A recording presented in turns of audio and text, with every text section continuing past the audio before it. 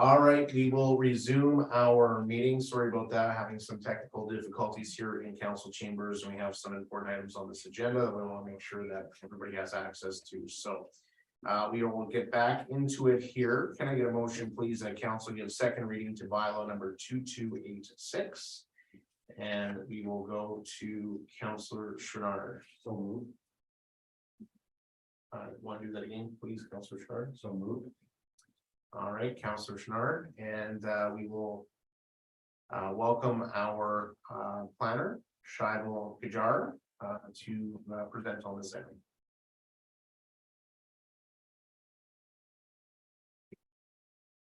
Thank you, Mr. Mayor.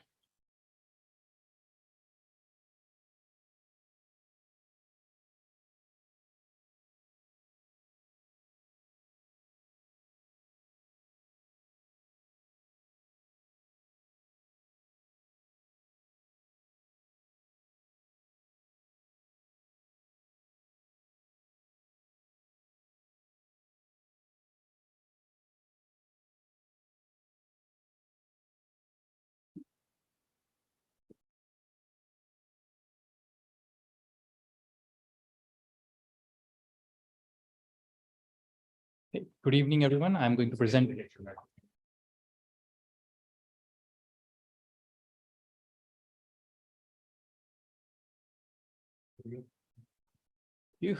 evening, everyone. I'm going to present about the redistricting application for Southwest 5317 west of the 5th meridian. To provide the context of the subject parcel, the subject parcel is located south side of the town and accessed from 54th Street South. It borders Yellowhead County on the east and south of the parcel. The subject parcel is currently zoned as Urban Reserve District, and the intent of the Urban Reserve District is to reserve lands for future growth and development. The anticipated end use is a permitted use in heavy industrial district. If this proposed redistricting is approved, the applicant will apply for a separate development permit to develop a natural gas liquids processing facility. The proposed amendment aligns with the municipal development plan and intermunicipal development plan, and it also aligns with the surrounding land uses in the area. In this slide, I will provide details on how the proposed amendment aligns with municipal development plan. The subject parcel falls within the boundary of future South Industrial Area Structure Plan. Part C of section 4.5.2 of the MDP states that development applications may continue to be processed by the town in advance of the South Industrial ASP. Part B of section 4.5.2 of the MDP states that a comprehensive geotechnical review shall be undertaken to better assess soil conditions. This slide provides details on the proposed amendments on how the proposed amendment aligns with the intermunicipal development plan. Map 8 of the IDP, which is the land use concept map that identifies the subject parcel as industrial land. A public hearing for this bylaw was conducted by council on March 21st, 2023. Landowners in the area raised a list of concerns such as health and safety concerns related to the end use, traffic impact, and a desire to develop second access or egress for the industrial lands in the area. It was brought up that residential property values would be affected by the proposed end use, concerns related to servicing for the site and stormwater management, and concerns related to the process of amending bylaw. All of the above mentioned concerns have been addressed in the attached letter that council received as part of the agenda package for this meeting. Administration believes that the concerns raised during the public hearing can be addressed at the development permit stage, and therefore administration recommends council to give second and third reading to bylaw 2286. Thank you. All right, thank you, Mr. Gajar, for your presentation this evening, and we will open the floor to questions, comments, or concerns regarding bylaw number 2286. Council? Councillor Pisichny, you can go ahead. Through the chair of administration. I think the biggest concern as we heard at our public hearing, and I understand that almost all the concerns, the bulk of the concerns and by the report given to us are identified in the development permit stage. But this is the last stage where council gets to touch it, and the last stage where public has influence or opinion on it. How do you and administration, maybe even through to you, Clayton, there, assure to us that we know that these concerns are going to be addressed? Like, I know the road's a big issue, and even when we drive by there today, it's in rough shape. We're not doing a great job of keeping that up in the shape with the current traffic that is just lumber. So I just kind of want to maybe someone get some reassurance how we can confidently go back to the concerned people with that information, and now we know that. I know some of these are covered by jurisdictions outside of us, so I get that, but just even the stuff from the town side of it, so that we can confidently tell people that your concerns are heard and that they're going to be understood.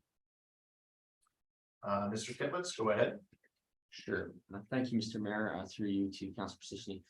So I think from our part as administration, obviously we take our lead from council and this process. And the process is a public hearing process to receive that input and make sure it's heard and taken care of or addressed to the best of our abilities within our bylaws and the rules that we have. So I think for our part, we believe these are legitimate concerns that do need to be addressed, and it's our job to make sure that through that regulatory process that we are considering those based on what was heard of the public hearing and seeing those through. So it's certainly our intent to do that within the rules that we have of us. And as you mentioned, Constitution, the Alberta Energy Regulator is going to manage to deal with a lot of these things on their end as well. So, but yeah, in terms of a guarantee, if council's not comfortable or feels that there is a gap there, I'm not sure. I have to think about it for a second.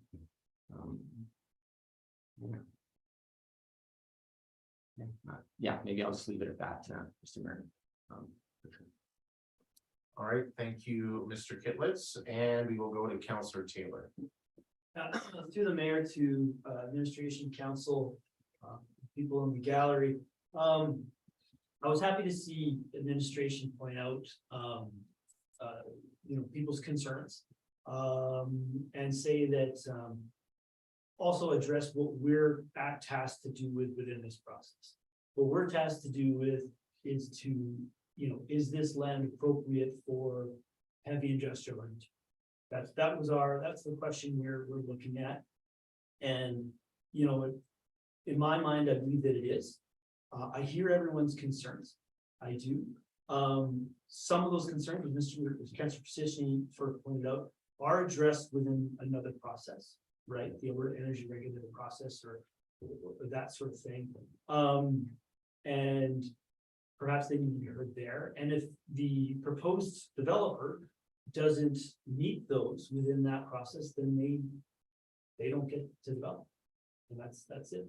That being said, though, is the land still, can it still be zoned into that? And I still think it can be. I look at that sort of zone and I say, if that's sort of not supposed to be heavy industrial, I'm not sure what it should be, right? And that was sort of brought up within the municipal development. So I'm looking at the two bylaws, or the second and third reading. I'm supportive of passing those tonight. So not to say that people's comments aren't valid. They are valid. They're very valid. They may be valid within a different process. I don't know whether people get to say within that process, whether there's a sort of public hearing within that process. Maybe administration can touch to get points on that, but those are my comments. Thanks. All right, thank you. Go ahead, Mr. Kitlitz. Thanks, Mr. Mayor. So I followed through with my thought pattern there based on Councilor Positioning's question, and then also supplemental to Councilor Taylor's. I guess one of the options, if council does have a concern, as mentioned in the reports, the current district lists this use of permitted use. Now, under the Act, municipality is obligated to issue a permit as long as the application complies with the land use bylaw. If council is concerned and thinks that there needs to be another level of engagement, or I guess another checkbox, there is an option for council to amend the bylaw, to the land use bylaw again, move that use into the discretionary column. And as you know, as a discretionary permit, there is an adjacent landowner ability for appeal. But then also what you're doing is you're putting ultimate authority in the hands of the subdivision development appeal board should it be appealed. So that is an option. It does take longer. If council was concerned with the ability or the administration's commitment to addressing those concerns, that would be another way to deal with that. Thank you, Mr. Kitlitz. Councillor Schwenard. Well, no. I have to agree, we were tasked with, is the land suitable? Yes, it is, but I've also heard the concerns of safety in case something happens in the roads. So I'm trusting administration will do the right thing, but I'm also agreeing, is there something in there? Because this is our last chance, that we said, or last chance to change it. But if the developer obviously heard what we're saying, but if it's a road or safety concerns, does anyone have that last chance to say, hey, wait a minute, they're not addressing the most important concern? They did all of the above, but they're skipping one. What would be anyone's opportunity to say, I'm against this development for this legitimate concern? Go ahead, Mr. Kitlitz. Yeah, through you, Mr. Mayor. So I think again, obviously the public input has been received and it's legitimate and it is heard. One of the things that was discussed at the public hearing was part of the process is a traffic impact assessment that must be submitted. That Alberta Transportation and the municipality, that's our role as well to review that document and consider the recommendations within that document. Certainly, I think it's also been part of the report that the current levy bylaw identifies 50 Store Street South as a project to be upgraded at some point.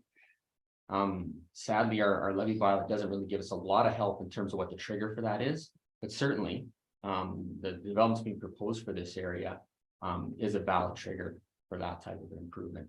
Through discussions with the developer, just preliminary, I think they're aware that road upgrades are going to be part of their process, and they've certainly contemplated those as part of their project. So it's there. I guess there is no guarantee, but obviously our intent here is to make sure this development is not only successful for the applicant, but also protects the interests of the town, which is primarily what our role is. Being protecting the interests of the town is also protecting the interests of those adjacent landowners. So hopefully that answers your question. You're right. The council is right. This is when if the council chooses to support this in its current form, the public part of it and sorry, I should back up a little bit. There still is plenty of public engagement as part of the AER process, but from the municipal side, it pretty much ends.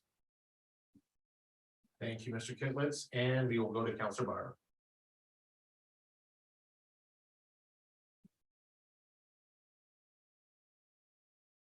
There you go.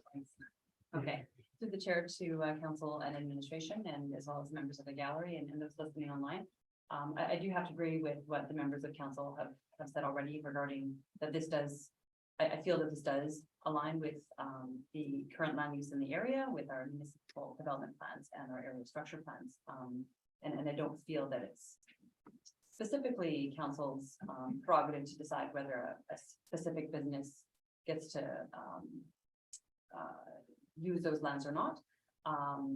But as is already mentioned, there are some concerns with the development permit stage, and council brought those up when we first saw when this company came in and presented to us. There were some of the concerns that we heard from members in the gallery and at the public hearing were things that we had mentioned already, and no doubt they're valid.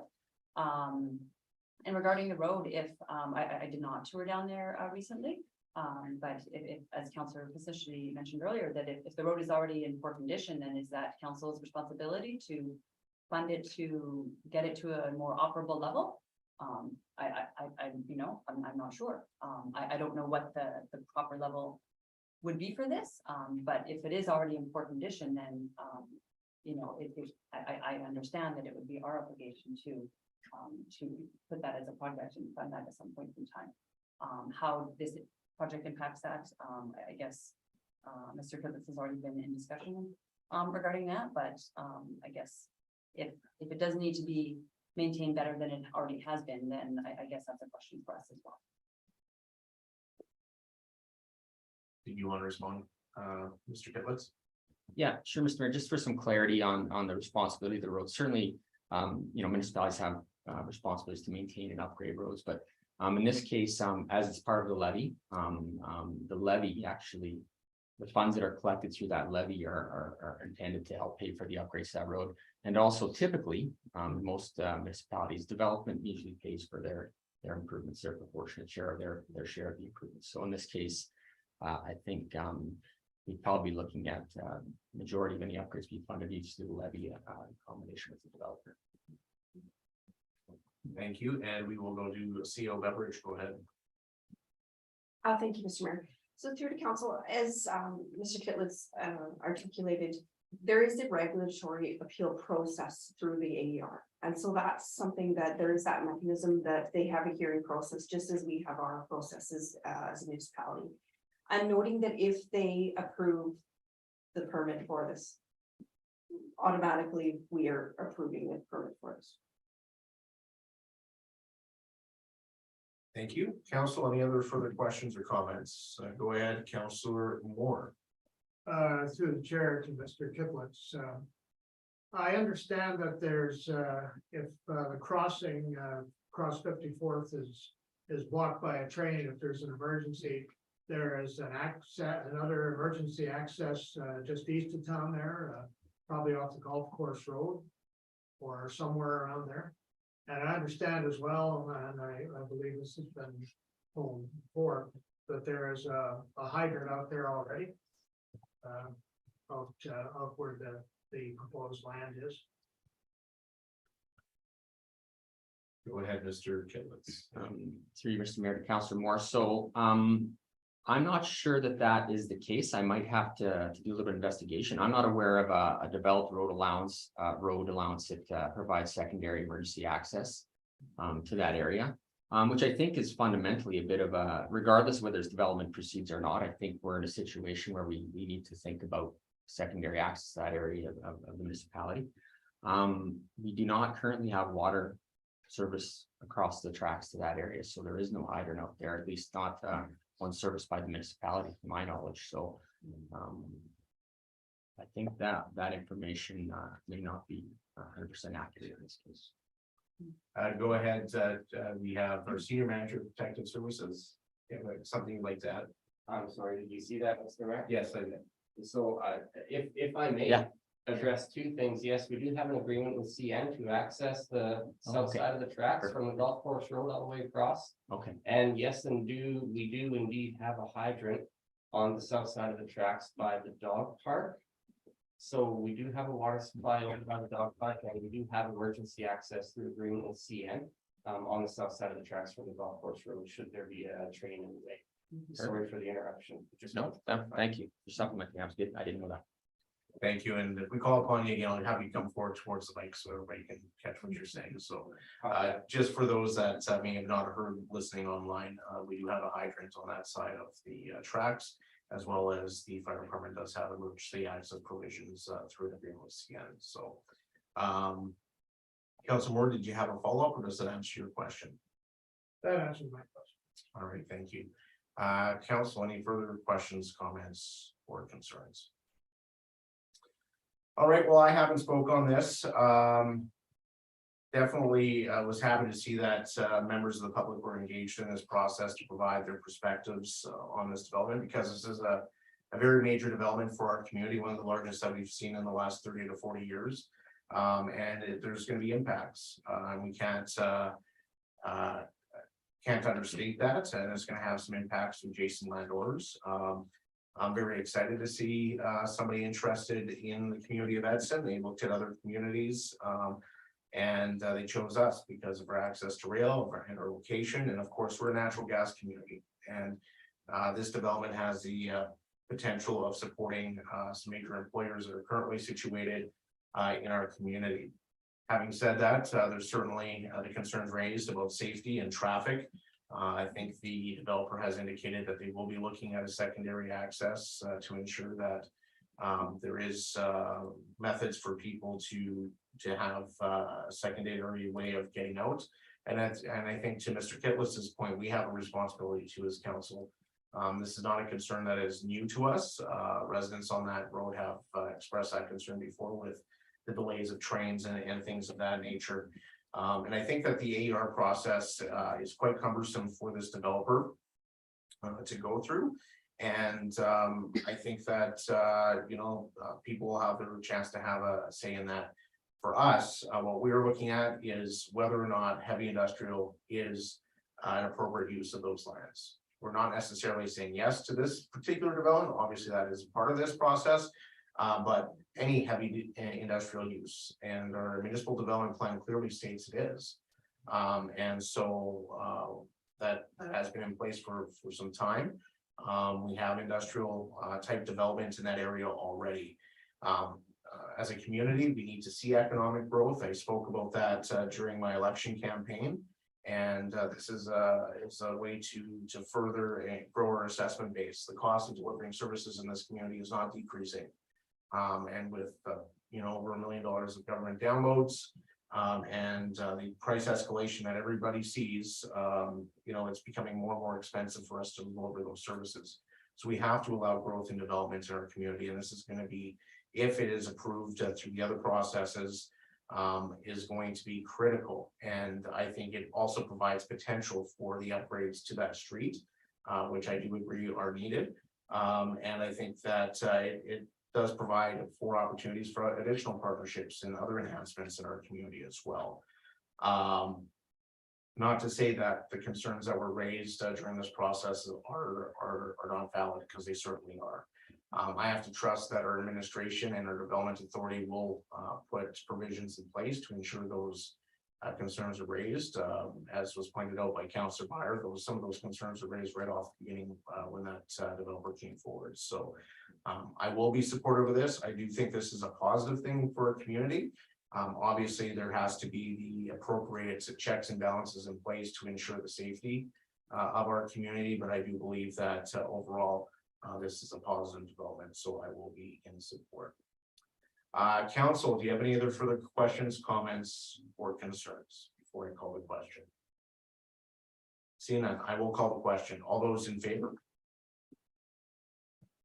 Motion carried. And can I get a motion that council give third reading to bylaw number 2286? Councillor Taylor. I so move. Thank you, Councillor Taylor. Any questions, comments, or concerns? Seeing none, all those in favor? Motion carried. Thank you, Mr. Gujarat, for your presentation and for your work on this. And we will move on to draft bylaw number 2292, utility rate bylaw number 2214 amendments, adding amounts to the tax roll. Can I get a motion, please, that council give first reading to bylaw number 2292? And go ahead, Councillor Byron. I so move. Thank you very much, Councillor Byron. And we have our General Manager of Corporate Services, Sarah Bittner, with us this evening, and just loading up our presentation here for us. Thank you, Daniel. Good evening, Mayor and Council. Your microphone on there. Good evening, Mayor and Council. Presenting to you tonight an amendment to the utility rate bylaw 2114 to just give some clarification to the section where we can add utility overdue utility accounts to the tax roll. So the main purpose tonight is just to really to clarify those provisions relating to that enforcement, and that it also will align more with the wording in the MGA currently, and also with town operations. This is something that we have done as a rule for even before I got here, so the long ago. So it really needs to be clarified within our bylaw. So the previous wording, as you can see, just in case of default of payment, we may enforce it by action of the court, distress and sale of goods, or may make such rates a charge against the property to which the service charge was given. With reviewing this, the first two there with the going to court and the sale of goods and chattels really has not been a town practice at all. And reviewing it, we couldn't really see it contemplated in the MGA as a way of recovering utility charges. So with the revised wording, this should now cover more closely with what the MGA states, but also what our practices are, so that people now know when these happen. So in case of default, if the charge remains unpaid after 90 days from the payment due date, it's added to the tax roll of the parcel of land to which the service was provided. Just a bit of clarification there. And if it remains unpaid after 90 days and for any reason cannot be added to the tax roll, then it will be sent off to debt collection. So that's how our practice is. We have that for a while, and this is just clarifying that within that bylaw. So the recommendation is that council give 3 readings to this bylaw tonight. Do you have any questions? Thank you, Ms. Bittner, for your presentation here this evening. Council, do you have any questions, comments, or concerns? And we will go to Councillor Bylaw. Go ahead. Thanks, through the chair to Ms. Bittner. Thanks for bringing this forward. I can see how it would be challenging to interpret when you need to use it. My question is regarding if the charge remains unpaid after 90 days, is that the entire charge, a portion of the charge, whether maybe an agreement's been made? How do we determine what that is? Through the chair to Councillor Bylaw. It would be the entire balance that is, sorry, of the arrears that is on there that would go through to 9. So anything that's owed after that would still remain on that utility bill. Okay. So is anything that's only 90 days and older. Thank you, Ms. Bittner. Any other questions, comments, or concerns? All right, well, thank you very much for your presentation. And with that, I will call the question. All those in favor? Motion carried. And can I get a motion, please, that council give second reading to bylaw number 2292? Councillor Chenard. So moved. Thank you, Councillor Chenard. Any questions, comments, or concerns? Seeing none, all those in favor? Motion carried. And can I get a motion that bylaw number 2292 be placed for third reading? Councillor Kosichny. Placement. Thank you, Councillor Kosichny. All those in favor? Motion carried. And can I get a motion that council give third reading to bylaw number 2292? Councillor Taylor. I so move. Thank you, Councillor Taylor. Any questions, comments, or concerns? Seeing none, all those in favor? Motion carried. Thank you. We're gonna move on to reports from administration. Reserve policy FB3 amendment presented by Ms. Bittner, General Manager of Corporate Services. Can I get a motion that council approve the revised reserve policy FB3 as set out in attachment 1? Councillor Bylaw. I so move. Thank you, Councillor Bylaw, and we will go back to GM Bittner. Thank you, Mr. Mayor. Yes, this is brought to you tonight. Back in July of 22, we actually passed our first reserve policy. And since that time, we've had a few changes within that policy. So we're just bringing this to be updated. I'm not going to start again. Bringing this to be updated with those changes that have occurred since that time. So yes, as I say, July 19th, we established the principles and responsibilities for management, usage and allocation of reserves. At the February meeting this year, there was creation of 2 new reserves, the Designated Industrial Property Assessment Appeal Reserve and the Connected Community Reserves. So they now must be addressed and incorporated within the policy. So Appendix A of the policy also needs updating to show that they are now within the policy, right? It's just a listing of reserves, anything that have a balance at the end of the 2022 fiscal year. Another amendment on sort of on the general side was within what we call our volatile and unreliable revenue streams. The doctor's house rent was in there, that has since been removed from the 2023 budget and beyond. So That's no longer one of those ones that are listed there, but I have suggested the addition of the revenue sharing operational allocation.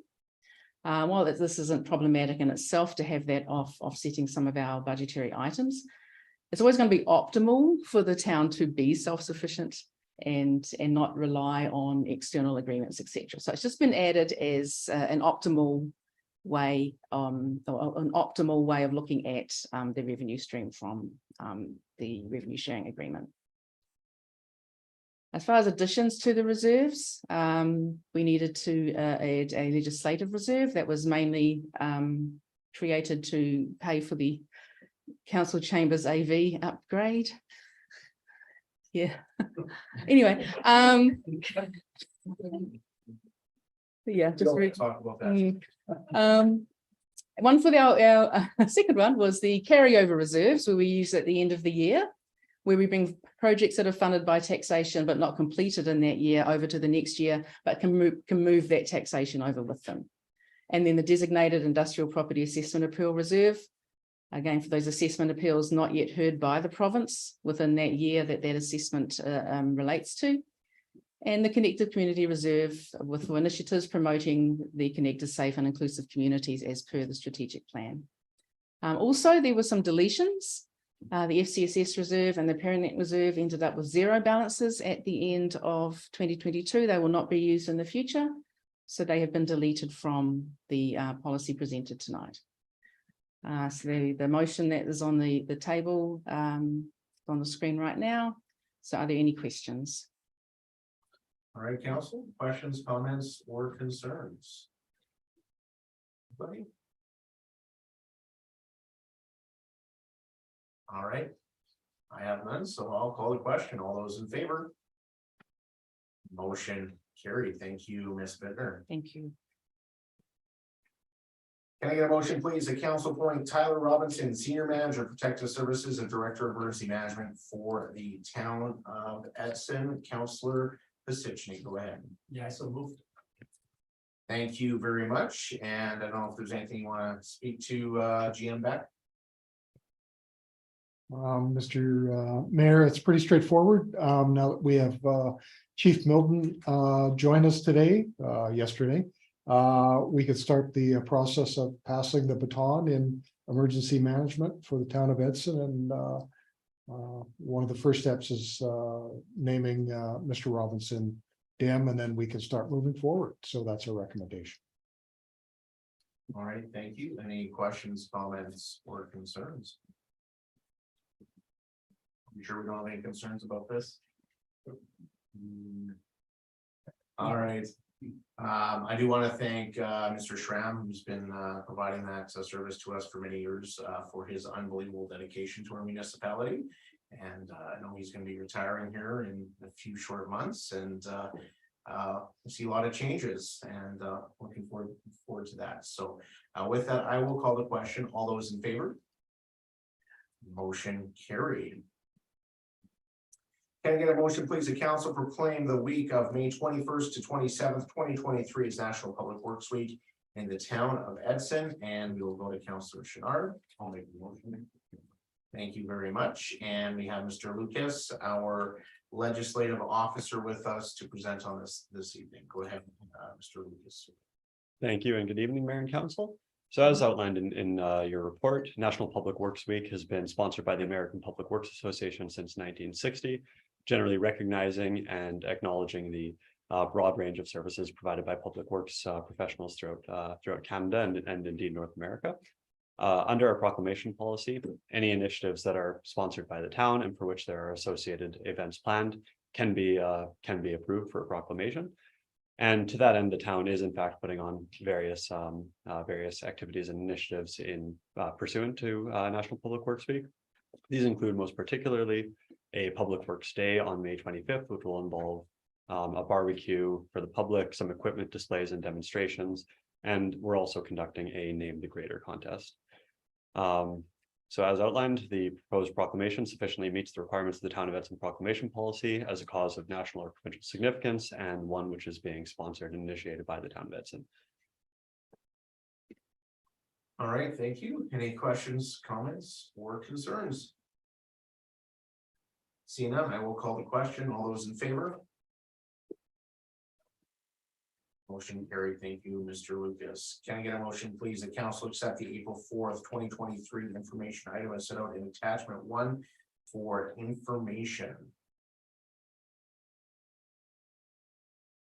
Councillor Taylor. I so move.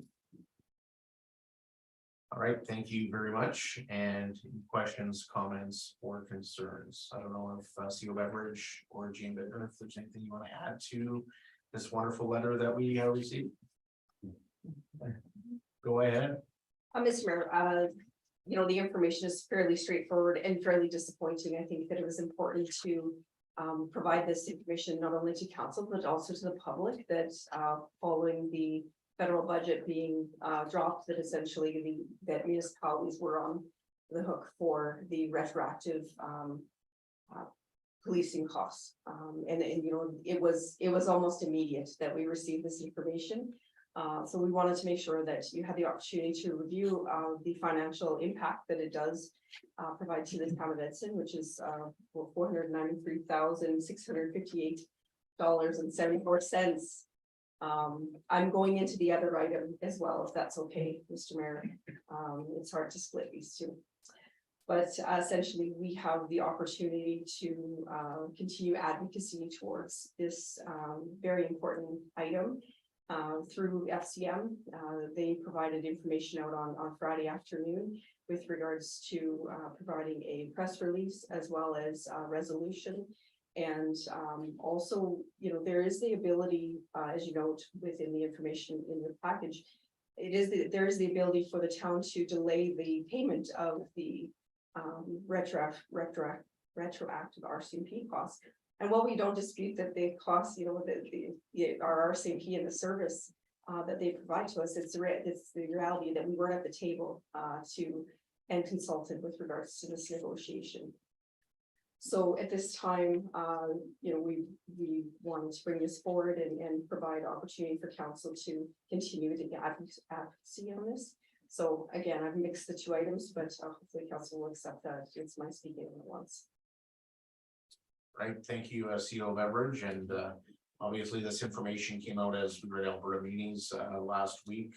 Myself and CO Beveridge attended, and obviously I don't think there's one happy municipality in the room. The federal government negotiated with our wallets without us even talking to us about it, which is unfortunate, nor did they keep us informed along the way. And significantly underestimated what the cost was going to be to municipalities. So with that, we'll have our secondary motion here coming up, which we can get into it further. But with that, I will call the question. All those in favor? Motion carried.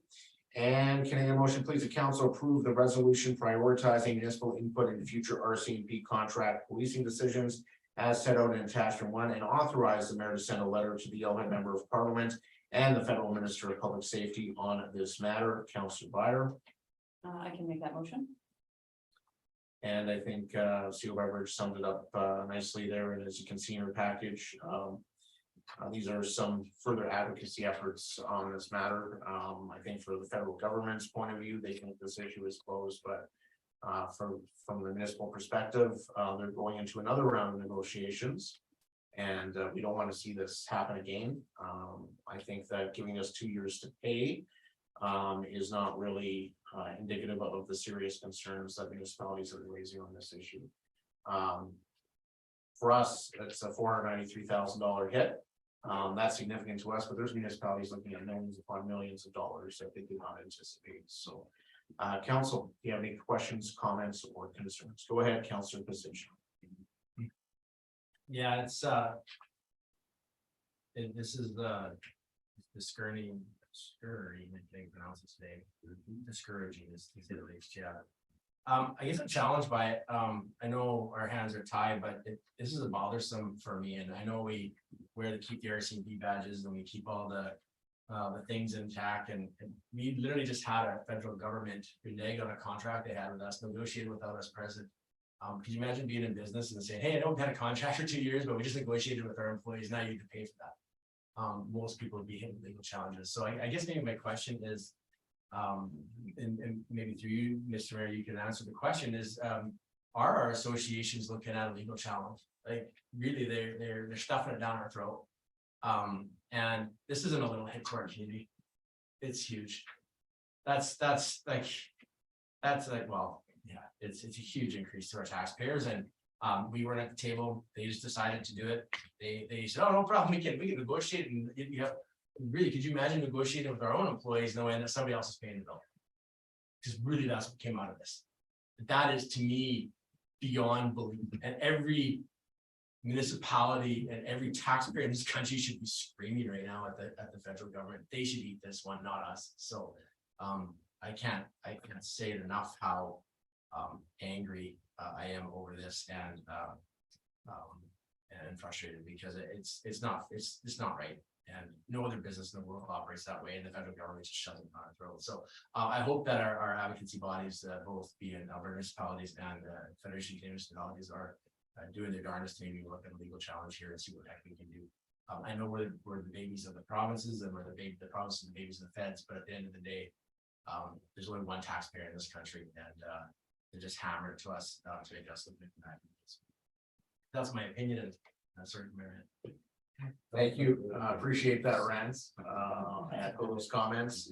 I do know that I think Alberta Munis was looking at some options. I don't know what the outcome was on that. I don't know, CO Beverage, if you can recall, or have heard anything on the FCM side of things.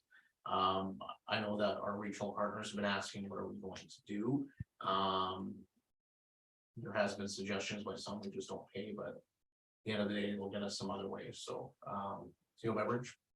Sorry, Mr. Mayor, I don't have, I don't recall what the efforts that, Alberta Munis as well as FCM. I just know that I don't feel like this is over in really between the lines when it comes to our FCM president as well as the Alberta Munis president. Now, I don't know exactly what that means, but they were fairly strong in their messaging this past week. Yeah, and we talk about the municipal hit, but it's also impacting the provinces, and they weren't at the table either, and they're gonna have a lot of dollars to spend on this. So I think that we should hold off on paying myself until we get some clarification or certainty. But I certainly hear your comments, Councillor Pacicci. Councillor Taylor. Yeah, through the mayor to council administration. Like council Pacicci, I think all of us feel that, this sucks, like it does, like, this is a big hit for our municipality. As we send the messaging out there, we have our press release. Certainly I don't want anybody or members of the public to misconstrue sort of a second issue and to say like, well, this is the reason why we need a provincial police. No, that's a difference. We just want to be at the table federal, right? That's what we want. But I don't want people thinking that, well, since the feds won't play ball, that's why we need something else. No, that's a different issue. This council's been very clear that we are opposed to the provincial police force. I just don't want certainly messaging getting out there that suddenly, because of this, we're not. I just want to be at the table in terms of negotiation. Thanks, guys. And I just had to say that publicly, in case anyone confuses these two issues, because of two things going on. We just want to be at the table and have a say in these negotiations, which I think can. That's what. Thank you very much, Councillor Meyer. Thanks, through the chair to council and administration. So yeah, there's two parts to this, right? The part where we want to be at the table regarding negotiations, and then although it's not quite worded that way in the motion, in the letter, it kind of goes on to that we shouldn't be paying that for 490,000. So regarding the first portion, how well were we represented? I'm interested in that. Did AM have any discussions on this? I understand that they did not. So in the letter, I would prefer to really specify, what do we mean by meaningful consultation? Do we have an expectation that all, I think, what was it, 180 municipalities get to be involved? Is that what we're asking for? Because I think that's unrealistic. Or are we asking that AM has a committee that is involved? So I wonder during that process, and what I've learned with being on council is that when you are in negotiations, they're not public, so how do we keep 180 municipalities quiet, if that's what the expectation is? So I would like to word specifically what we're asking for. If 180 is, if we all want to be consulted together, then we should list that. If we think that's unreasonable, then we should list what we think is a reasonable method of meaningful consultation. And if we are going to allow FCM and AM do that on our behalf, then we have to be, I think then we still might not know until the end. So I think that's a question for council that I would prefer to put exactly how we want that consultation to happen. And the other regarding the lump sum pay, and that we, didn't know was happening. And when I was reading this yesterday, I was trying to remember back when I first went on council and, how much did we know about this? And I do recall some conversations that we knew that something was coming, but we didn't know what. We heard that some municipalities were putting money away. And, I guess we chose not to. So I don't know how much of that is on us. I do remember seeing a list saying all the different municipal and the RCMP, all the different police forces and who was the top paid, in the country, and the RCMP were near the bottom of the list. So, I don't know what we expected that to go to, and I'm not actually sure where they stand now. But we had to have thought that something was going to happen regarding that. And so some municipalities did put money away. I don't think any of them that did put money away put away as much as they needed. I don't even think they put half as much away. But I feel that that's a little bit on us that we didn't do anything in that regard. That was 5 years ago, or 4 years ago, I think, for sure. But in the meantime, we have had some huge financial challenges with COVID and inflation. That part hasn't changed. And we knew that this was coming, and we didn't put any money away. That's, to me, when I try to think about that in another way, it's not really a lot different than, right now we put money away for the wastewater treatment plant. So, $14 or so on each utility bill is going towards that. We don't know if that's actually what we need in the end, but we know we put some money away. So I think some of that responsibility is ours, that we didn't put that money away, or any money away. But I do agree that it was an unexpected amount. We did not expect that amount that came out. So we did not know anywhere along the line. So that's my concerns on it. But yeah, the way that the RFD is worded, we want municipal input, but the letter, more complains about that we just didn't know it was coming. So those are my thoughts. All right, thank you, Councillor Byer. Councillor Schnarr. Speak. Just curious, with FCM around the corner, is this gonna be enough notice that it could be affected the FCM? Well, it will be discussed. Well, no, that's me, like, we can officially, since we have new members going there, and Toronto's not far from Ottawa. So we can get the right people at the table, at least from the 3-man. Oh, they'll be definitely screaming at FCM, and no doubt this will be one of the biggest topics that will be discussed there. This impacts almost every single municipality once you have a municipal service. I think to Councillor Byer's point, yeah, we knew that there were negotiations going on, but we were never, I don't think, ever informed of what was happening until the deal was signed. And it's hard to put money away when you don't know how much you're supposed to put away. And I think we made a conscious decision at some point not to, because we didn't know what those costs were going to be. Let's face it, we've had a lot of challenges over the last number of years. And when you have money put aside, it's easy for the government to say, well, you have money for it, so there you go.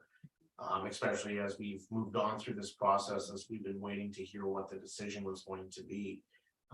We were certainly hopeful that at the very least, the feds were gonna cover part of that cost. Even a little bit would have been something, but this was totally unexpected that they were gonna give us zero, considering how many billions upon billions and billions and billions of dollars are going into deficit. You got money for everybody else but for municipalities, so. I think that your point is well raised, though.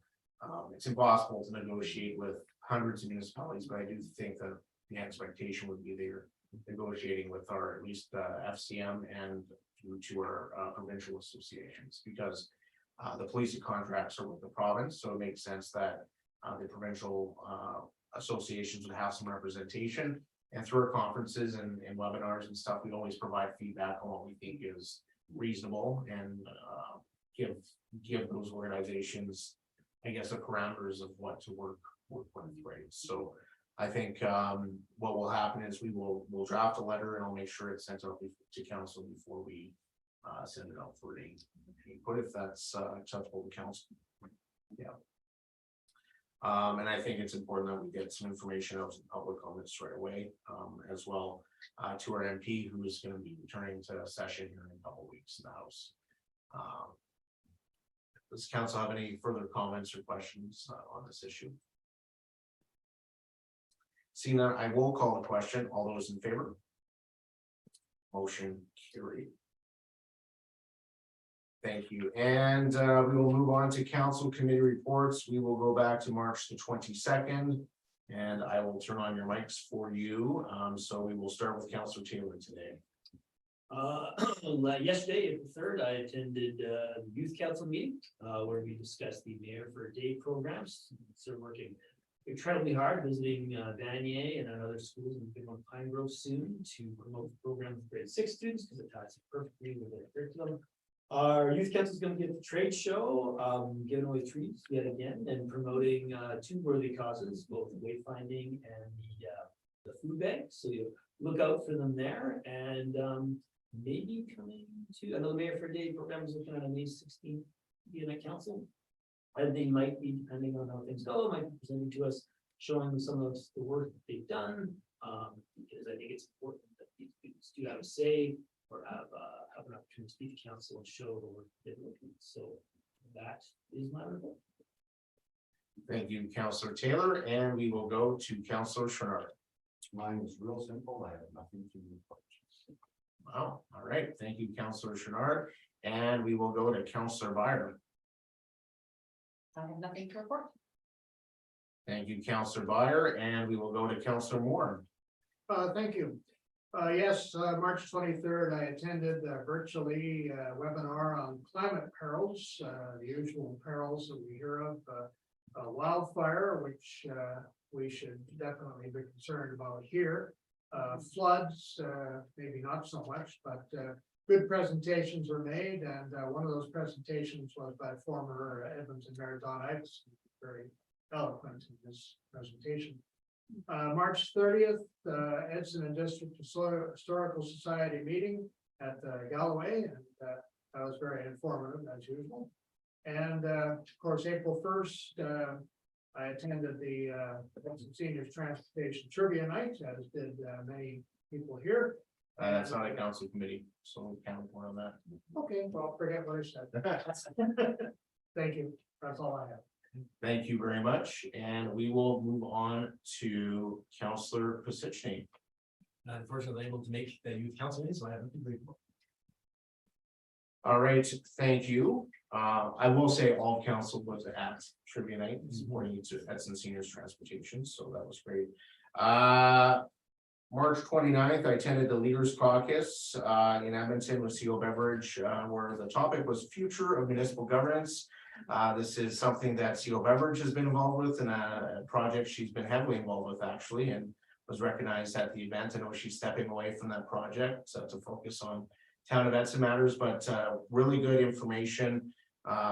They had some professors working on different options and looking at governance throughout Canada, what works, what doesn't work, and a really good discussion through the breakout sessions that I attended about regionalization, amalgamation, and how that we can't keep doing things that we have been doing. Things are way too costly, and we need to look at ways to work together. And Really interesting session with counselors from Diamond Valley, they're called, which was Black Diamond and Turner Valley that came together.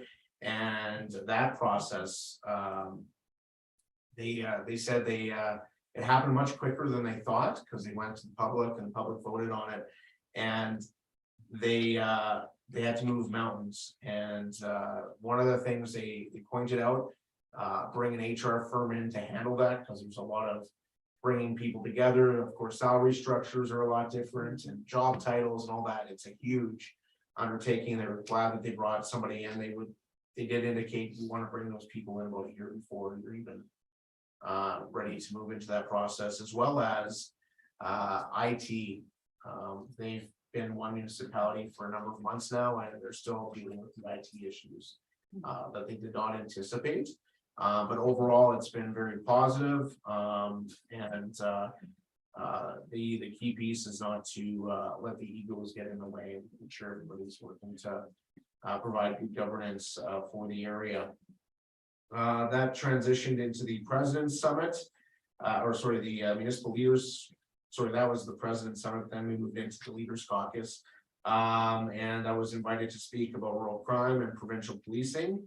And Community Rail Advocacy Alliance as well. They had members from K Division there that made it clear that they are not interested in getting out of contract policing. It also shared some interesting statistics that 58% of the crime in Alberta is caused by 100 of the most prolific offenders in the province. So that is where the issue is. And they were quite candid, because of course there were a lot of questions about the issue. And the issue is there's not enough judges in the system, not enough prosecutors in the system. So what ends up happening is, before, when criminals, whether petty crime or violent crime, when they're charged, they would just plead guilty and do a plea deal.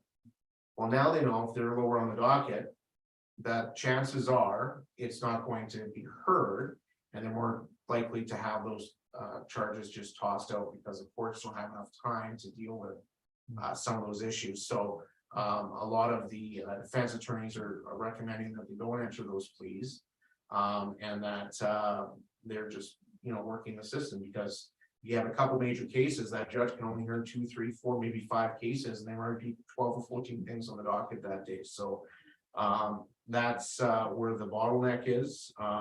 We have heard some announcements in recent days about some changes, increasing of prosecutors and increasing of officers in the cities and impact units. So those are certainly positive things. We also met with Minister Schultz with the Community Rail Advocacy Alliance to talk about rail capacity issues. We had some transportation officials there. Unfortunately, the Minister of Transportation did not attend, but it was I think a really good discussion. And the Community Rail Advocacy Alliance, we originally thought we'd have 12 members. We are now up to 27, and more just signed on this week. So certainly positive there. And that is my report. I don't know if there's anything you want to add, CO Beverage. I think you covered everything. Okay, thank you. We will move on. We have no financial items. Questions from media and public regarding items from this council meeting. Anybody have any questions? We want to stand up. Everybody's good? All right, perfect. Steve, anything from media? No. All right, with that, we will take a motion to move into closed session pursuant to section 17, 24, and 25 of the Freedom of Information and Protection of Privacy Act. Councilor Chenard. Thank you, Councilor Chenard. All those in favor? All right, thank you. I believe our legislative officer will have a motion for us to make.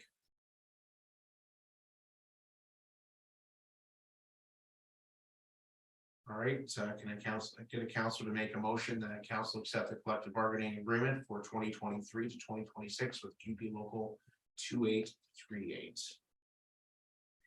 Councilor Taylor will make that motion. So moved. Thank you, Councilor Taylor. Any questions, comments, or concerns? Seeing none, I will call the question. All those in favor? Motion carried unanimously, and can I get a motion for adjournment? Councilor Shinnar, motion for. All those in favor? Motion carried.